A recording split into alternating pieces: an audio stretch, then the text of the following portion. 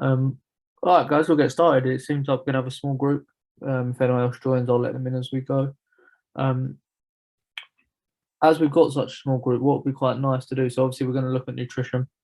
Did anyone have any specific questions, things that they'd like to take away from this session?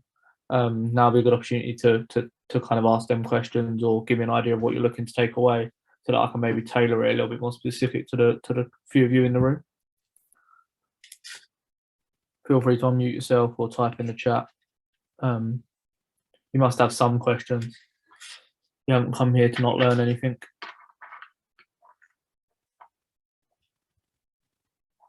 God, I want at least one thing from each of you, whether it's in the chat or whether you unmute yourself and ask.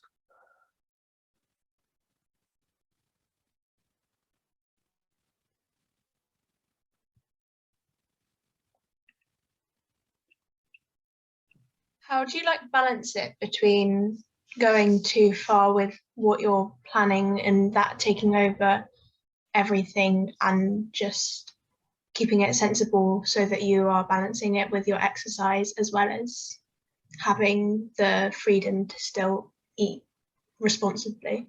Yeah, okay, cool. So kind of just looking around how not to be over obsessive and have that balance and it be healthy rather than a hindrance. I think we've got some stuff in what we'll go through that will really help to answer that, but I'll make sure I really hone in on that as well. Charlie, anything from you? Okay, cool. Kaylee, we've got best things for after training. We'll touch on that.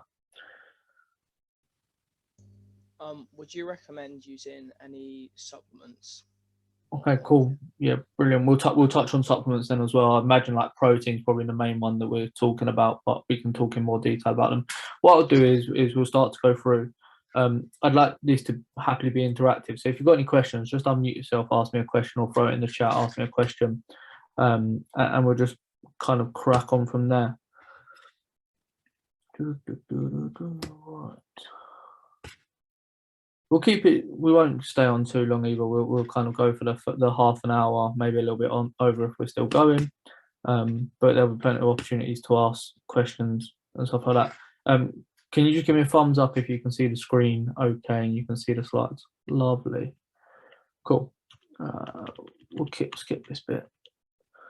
So I have some basic assumptions about food, the way people eat, and the way athletes eat. So one of them is I think most of us know that we could eat better. I don't think anyone would think that if I told them they could eat better, they would disagree with me drastically. And what I would argue is that the majority of people probably don't eat enough food, but especially within that, we don't eat enough of the right foods. So we may eat food and we may eat a lot of it, but we're definitely not getting the right amount of enough nutrient dense food, actually filling and healthy food with a purpose. But further to that, I'd actually argue that probably the majority of people that I come across, especially athletes, probably don't eat enough food, full stop. They're actually probably under malnourished rather than overnourished. And that is a common reoccurrence and a common theme. I think people have got into this habit of restrictive eating being good eating, rather than healthy eating being good eating. So like I've been through phases where I've eaten maybe nearly 3,000-4,000 calories a day, but in a really healthy way, and seen no detriment to that, versus being in phases where I've probably eaten maybe 1,500, 2,000 calories, but of bad food, and seeing quite a negative change in body shape. So more food doesn't necessarily mean getting fat, doesn't necessarily mean a negative. It's about the quality of that food and the nutrients density of that food that we're putting in. I think as a general rule, we know most people want to have less fat and have more muscle, as it makes us more athletic, confident, and improves performance, obviously, for athletes and in those settings. So again, what you'll see here is quite a nice representation of that difference. So these two bits of tissue weigh exactly the same, but what you see on one side is fat looks considerably bigger than muscle. And what this is a nice representation of is weighing scales aren't necessarily our friend, because I could weigh more and be leaner, be more athletic, whereas I think we as a society, got into the habit of thinking if I weigh less, I'm healthier, and they're not necessarily conducive to each other. So what you'll find is a traditional food pyramid, the way most people will be told to eat or will eat, will have a diet quite heavy and high in bread, cereals, pastas, with kind of meats and poultries being less of an importance. So we have quite a high carb and a very high carb diet, due to what we've learned as fats being a bad thing. And as such, we probably overindulge on certain types of food and therefore don't have enough meat and poultry within our diet. And what we find is that an athlete's pyramid should look slightly different to that. So actually, with meat and veggies being our main base and having as much of them in our diet as possible, and our kind of grains, fruits coming slightly later in that pyramid. If you think about what we put our bodies through, the growth and repair that comes from meats and fishes, and the nutrients that come from vegetables is what's really important for our diet.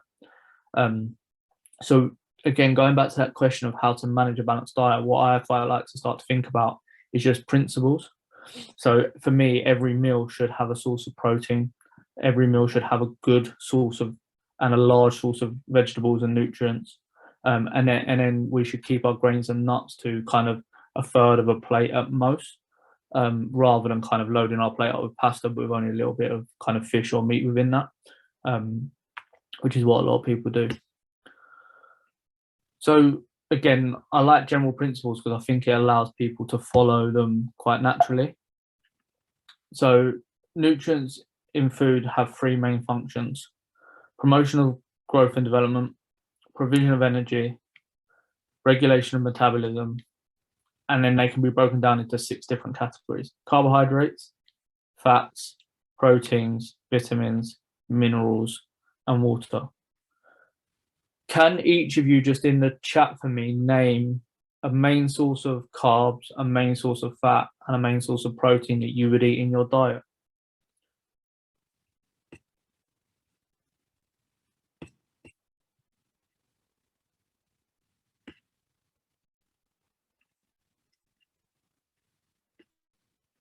Well, we got protein, chicken, yep, very common source. Bread, red meats, and butter.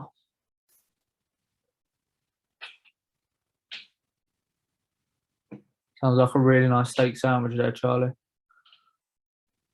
So proteins, nuts, carbs, pasta.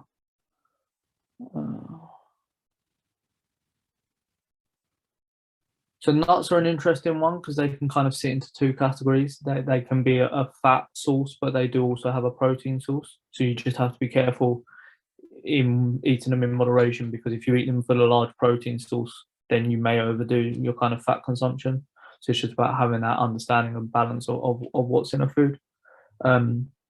Again, bread and butter is an interesting one, Charlie, because bread can be good in moderation. Brown bread's better than white bread due to the way it's digested by the body, whereas butter tends to be more of a saturated fat, which is not as cohesive to a good diet. So should be used sparingly. But butter is better than margarine because it's more processed. And what we start to say is, if you can't grow it, hunt it, or farm it, you're starting to get away from things we should be eating. And the more ingredients a food has, the further away we get from what we should be eating. So something like rice is 1 ingredient. Something like nuts, 1 ingredient. Something like a chicken, 1 ingredient. Whereas when we start to go to kind of butter and spreads and other foods that maybe are slightly more processed and packaged, we start to see more ingredients being added into that mix, and we start to get away from more what would be a traditional natural diet. So again, just as a principle, what do each of these foods do? So carbohydrates serve as our main fuel and energy source.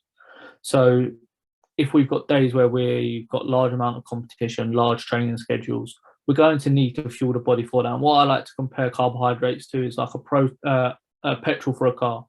If I'm going to drive a long distance, I need more petrol. If I'm only going to pop in and around the corner and I've not got too much to do that day, I don't need as much petrol in my car. If I continually fill my car with petrol and I don't drive anywhere, at some point my tank's going to overflow and it's not going to work work effectively. So it's about getting the right amount of fuel in that car for what is coming in the day and the coming days. Again, protein acts as a secondary energy source, but not our main energy source. But the main thing it's used for is that creating of new tissues, maintenance of muscle mass, and promotion of growth and repair within muscles. So again, if we're training hard, we're using our muscles a lot, we're damaging their muscles. Part of our recovery process has to have that high amount of proteins. And then fats have the ability to regulate hormones and other processes within the body, but they also lead to the feeling of fullness, or what's called satiety. So actually, if I don't eat fats, I can end up overeating more of other foods because I don't feel full for long enough. And protein has that same effect. So actually, if I just had a carbohydrate-rich diet, I'll probably end up eating more food and more calories than I would if I had proteins and fats within that, and therefore have a negative knock-on effect. So just a little bit about kind of each of the different things. So carbohydrates have two types. So we have what's called sugars, which are found in fruits, sweets, sugar, and then we have complex starch and fibers, which is more found in kind of our bread, our grains, our rices and pastas. And as a general rule and principles, brown's always better than white. That doesn't mean that white's inherently bad. It just, if there is a preference over the two, brown does beat white. It's very important to keep topped up because otherwise we'll stop performing optimally. The brain is highly dependent on glucose, which is what is stored from carbohydrates. And then if we don't have glucose available, we start to break down the muscles that we're using for other things to get the energy, and therefore we have a negative effect on our muscle growth and repair. So in terms of requirements, around 45 to 65% of daily calorific intake, because carbohydrates are quite highly calorific dense. But around 25% of our carbs should only come from sugars. Everything else should come from those grains and rices. The brain requires a minimum of 130 grams a day. So if you think about that as a minimum, it shows that we have to have carbohydrates in our diet. If we just stop completely taking carbohydrates, which some people do, some diets do, we're going to have a real negative effect on cognitive function and other functions. In terms of proteins, they provide structure to cells. The muscle contains 80% of the total protein body. And the amount of protein we should eat as a young athlete or as a youth and developing athlete is between 1.5 grams to 2 grams per kilogram of body weight. So as an example, if someone was to weigh 100 kilograms, they would need to be eating around 150 to 200 grams of protein a day. If you're training heavier and harder and more, that may go up a little bit more. Do we need extra proteins? Charlie, this comes into your question around supplements, I suppose. And supplements in general, do we need them? If you eat a good diet, the answer is probably not. If it was simply eating more protein, if it was simply about eating more protein, we'd all be massive. So there is other things that it's not just about getting more protein in, it's about getting it in the right way and getting the right foods. And the same with nutrients, but nutrients are slightly better because you can take one tablet in the morning, and having too much of a nutrient or a vitamin isn't going to harm you, but having too much protein or having bad sources of protein can have a negative effect. Think of the ingredients in the meat versus a supplement. So they're not made of the same thing. One is processed, one isn't, one's natural, one isn't. So again, just having a protein shake to replace that chicken breast isn't necessarily intuitive. And I think people have a long list of good habits that they can get before starting to take home supplements and starting to push getting extra sources of protein from elsewhere. So for me, I think you'd be better off to play with your macros in your basic diet and safe before supplementing with extra protein, because it can be expensive. It can have knock-on effects for competitions if you can't take certain things, so you have to be careful with that. So for me, get your diet right first, and only then and if then do you address anything else. Just some good examples of different foods that can be it. So again, fats have function as well. So they aid growth, taste, and transportation of vitamins, and some good examples of the different types of fats. So again, we look at saturated fats, which tend to be our more processed bad fats. And then we have our unsaturated, such as avocados, nuts, olive oil, peanut butter, which are better for us. So only 20 to 30% of our calorie intake should be predominantly taken from saturated fat. They have a very high calorie density. So a small amount of fats will very quickly get to that 20-30%. We all need water. So about 75 to 80% of us is water. So a lot of the body is water and 93% of blood. So if we are 1, 2, 3% dehydrated, that has a significant knock-on effect on how our body can function and work together. So at 2%, you lose concentration. 5% dehydration leads to about a 20% drop in performance. 7%, you lose energy, performance is affecting, mistakes occur. And at 10%, you won't be able to perform and you would have heat stroke. So athletes can lose anything up to 2.5 litres per hour playing sport. So if you think about that, you're on court for maybe 1 or 2 hours.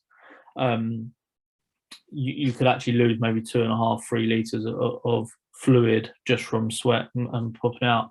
And if you're thirsty, that's too late. You're already dehydrated if you feel thirsty. I'd recommend kind of anything from 4 to 5 litres a day. But what I would also recommend is trying to get more of that in the earlier part of the day than the latter part of the day. So start the day strong and then just carry it on throughout. I know some people that get to like 7, 8 o'clock and then just try and cram loads of water in, and then that's just up all night. Good ways to tell. So you can weigh yourself before and after training, and then just drink 1 litre for every kilogram that you've lost in weight, and that equivalates to the amount of kind of water you've probably lost. Or again, you can just do the traditional check your urine, and if your urine falls kind of below that colour number 2, you probably need to get more water inside you and fairly quickly. So as a rule, kind of pre-comp, pre-training, you're looking at around 500 millilitres in the 2 hours before. 30 minutes, another 250 millilitres, and then kind of in the half time or during the breaks, topping up to another 250. So you can see already there, just in the kind of 2-3 hours around training and competition, you've got a litre of fuel minimum going into you. You add that through the rest of the day, you should be getting up to kind of, like I say, those 3-4 litres.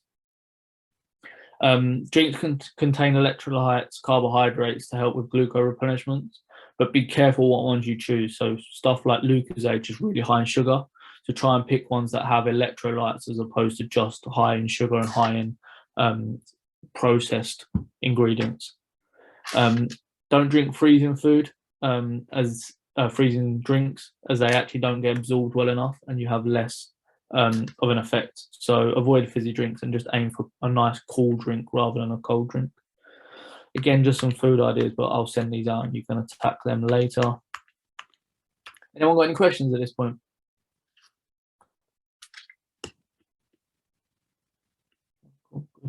Does anyone know how many calories they should be eating? Either unmute or chuck in the chat. Take a guess. Isn't it like 2,000 for an unactive male age 16 and 2,500 for an active male, and then a bit less for a female, I think? Cool. Someone's got 3,000. Do you reckon you eat 3,000, Kaylee? No, not at all. Go on then, Flosie, your last guess.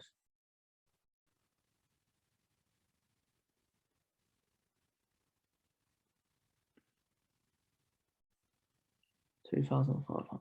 Cool. So an average active teenage male, 2.4 to 2.8. So we was in the right area. And for an active female, 2,500 to kind of 2,400, just a little bit lower, but overlapping at that top end. But that's for an average active teenage male. What we know is that players can use probably up to at least another 1,500 calories extra per day, especially on training and competition days. So that starts taking us to nearly 4,000 for a male athlete, and in and around the kind of 3,500, 3,700 for a female. So average daily intake must increase, especially on these competition and training days. So like I say, if I said to, are you getting 3,000 calories in a day? Odds are probably majority of people aren't, and actually don't get anywhere near. And when you start thinking about what it takes to eat that, especially in healthier foods, you start to realize why people don't eat that much. So we either tend to really under kind of calorie ourselves, or we eat saturated and processed foods, which then undernourish us, but we hit that calorie, but in a bad way. So that's the kind of the dichotomy that we end up with, where neither way works very well, because we're not eating enough good food and we're eating too much bad food, and we end up in that real bad cycle. Any questions? Also, if you're kind of going for a phase of growing fast or building muscle and training hard, you need just extra carbohydrates to aid that, and extra protein. So for me, nutrition is probably one of the biggest missing pieces that we have, and can be a massive part of the product.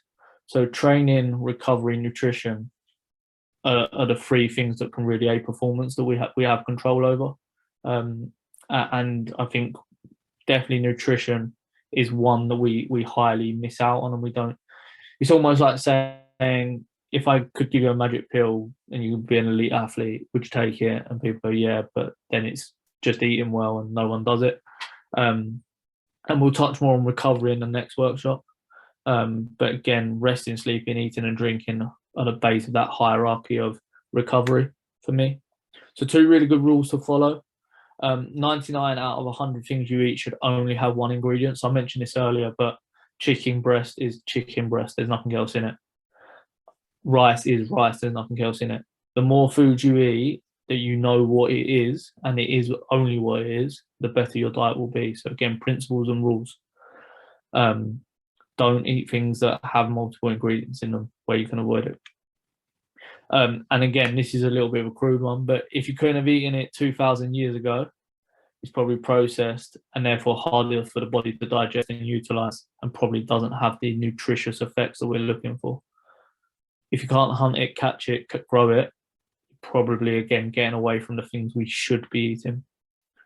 Some good ideas for things to buy in the shops to help aid in this. So rice, brown or wild, basmati, organic unsalted butter, milk's good, extra virgin olive oil for cooking is really good, fish, free-range eggs, any form of meat, so whether that be chicken, turkey, minced steaks, that all those lean meats are really good.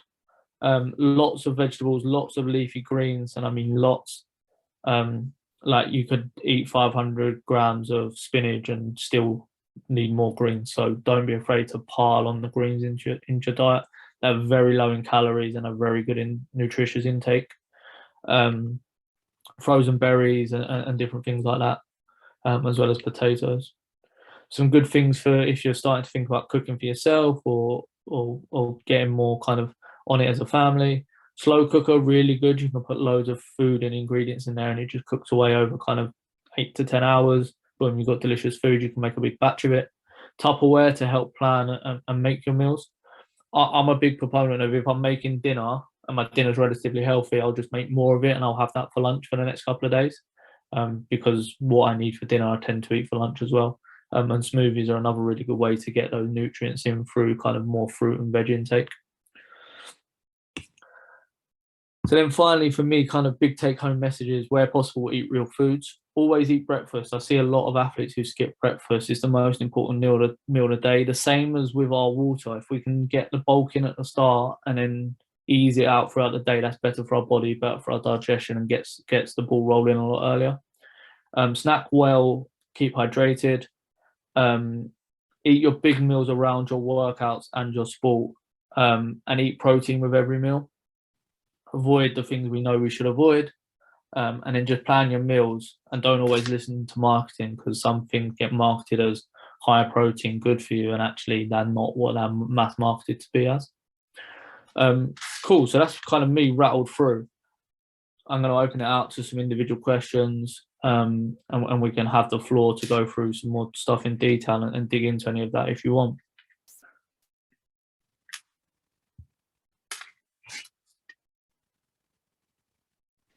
So if I was to come back from training, what would you recommend to eat and drink? So for me, how long does it take you to get home from training? It's about 15 minutes, but normally about 2 hours long. So say it again, it's 15 minutes, but 2 hours. But 15 minutes and then a session is 2 hours long, so it's 2 hours and 15 between each. Yeah, so you train for 2 hours and 15 minutes till you get home. In which case, I would have something like a banana or something just before I train, just to give me that energy. And then I would be looking to go home and having like a pasta with a meat and some vegetables would probably be my go-to. So I quite like a chicken pasta, probably brown pasta if you enjoy it. And then just throwing some kind of either some tomatoes or some greens in there to bulk that out. But I'd be looking for around kind of a standard 150 gram chicken breast, that sort of size meat portion, and then kind of maybe 100 to 150 grams of pasta. So like that, the reason I ask how long it is, if you've got a longer travel, so let's say you've got maybe an hour and 15 drive home from a comp or from a training camp, I would get something quite quick into me there and then. So maybe like a nut and protein bar and a bit of fruit, just to get my body recovering, and then I would have that bigger meal just slightly later on. But if you can get home and have that meal, the sooner you can have it, the better. And again, if you travel, like this is where planning helps. If you know you've got an hour's journey home, for me, take a pasta in the bag that you can eat cold and just eat it in the car on the way home while your mum and dad's driving you home. Any others? Now's your opportunity. You've got 3 of you in a room to ask me questions. Use it wisely.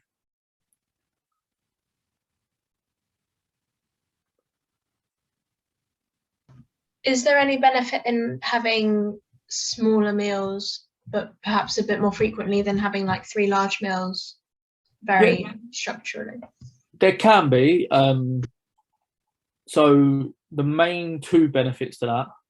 One, for me, I find it convenient. So sometimes I don't get time within my day to sit and eat a large meal. So to have half a wrap on the go or to have a small batch of pasta on the go, brilliant for me. And that works really well for some people. The other thing that's really good with that is by spacing that appropriately. So like, let's say every 2 to 3 hours, I'm having a little something. What I'm doing is I'm keeping my protein stores topped up really nicely, which allows my body to constantly stay in kind of a state of growth rather than like breakdown. So there is some good stuff out there that says if I can kind of hit every 3 hours a nice little protein source, so eating a little bit more regularly, that's really good for that. So I would say there's no right or wrong. I would go with more what's convenient to your lifestyle. But yeah, definitely for me, I know people who make like a massive bowl of pasta and then just eat it at 2 or 3 different points in the day. So I have a certain amount of lunch, like in the afternoon, and they just keep eating through it, but they know that they've got the right amount in there for the whole day. So again, it's just about finding what works for you. Charlie, anything from you? Anything further from anyone? I'll obviously get those slides sent out. You'll have all the information on there. I think the key takeaways are the really good ones. Like just eat as natural as you can. Try and get as many different sources of kind of green and veg as you can, and make sure that you're getting all 3 of those key macronutrients into your diet, because if you cut any one out, you're not going to be ready for optimal performance. Brill. If you've got any further questions or you want to hang and ask, feel free to. If not, feel free to go and enjoy your evening. Thank you. No worries, guys. Thank you. Thank you. Bye-bye.